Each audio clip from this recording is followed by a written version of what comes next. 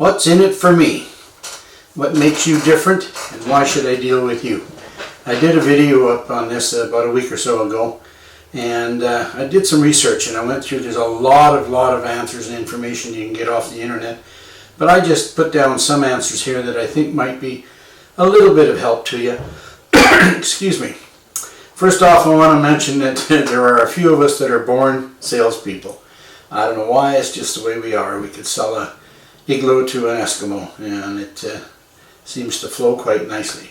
But the nice part, the rest of us are born with a very certain amount of charisma in our system anyway. So can you learn how to be a salesman? Absolutely. Your task basically when your people are looking at what's in it for me is basically your task is to create a vision they can understand and will be willing to embrace. And that's important. If you can get that across, then they can see where you're coming from.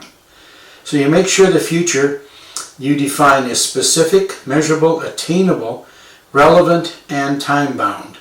Again, that's very important. You want to keep it simple, and you want to answer the what, the why, and the what if questions. So you do that through narrowing your target market. You focus on superior customer service. You solve problems. You be innovative. You create offers that are too hard to ignore. Be known as the expert in your field, and again, that's through studying and gaining knowledge so you are the expert in your field. And you can actually be recognized if you write some books or some articles, do a few webinars, even end up on TV if you could, if you want to prove that you're the expert. And you make it very easy to do business with you. You create a unique business model that is based on your values. And then that helps people to identify with who you are. So then the question comes up, what makes your business different? Well, this is something you got to take the time to determine your strengths and communicate them with your target audience in a way that gets them to notice you above all the rest. And that sometimes takes time. You got to really delve into your business and yourself. And once you've defined and can demonstrate your unique difference, be sure to incorporate it into your messages. Everywhere you put a slogan, a message, a marketing, everything, make sure that's in there. Then comes the big question of why should I deal with you? Well, you know, a lot of people think price, that's the big answer. If I drop my price, you'll deal with me. Well, that's not one of the reasons, because think about it. If you drop your price and they come running to you, what happens when somebody else drops their price? They go running to them just as fast, so you've lost your client just as fast as you gained it. But what is important as to why they should deal with you is convenience, your culture. People want to belong to something, and if you are connecting with them, they feel like it's part of them and they belong there. Customer service, a cause. Again, this goes along with a lot of the culture. They get to trust you. You build a reputation, which is again very strong. It takes time, and you build that reputation. You become very consistent, and then the why. Once you figure out the customer's why, you can then scale it, and that is what brings the customer back again and again.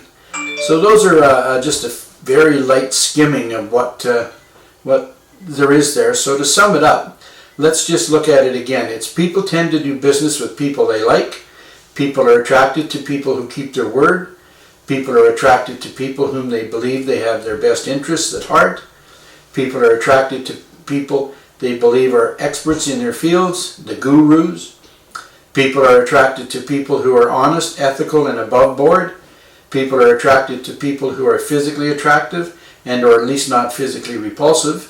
And people are attracted to regular folks. People are attracted to people who listen and really hear what they are saying. And people are attracted to people who like them. So again, all these things play into it. People are attracted to people who are humble.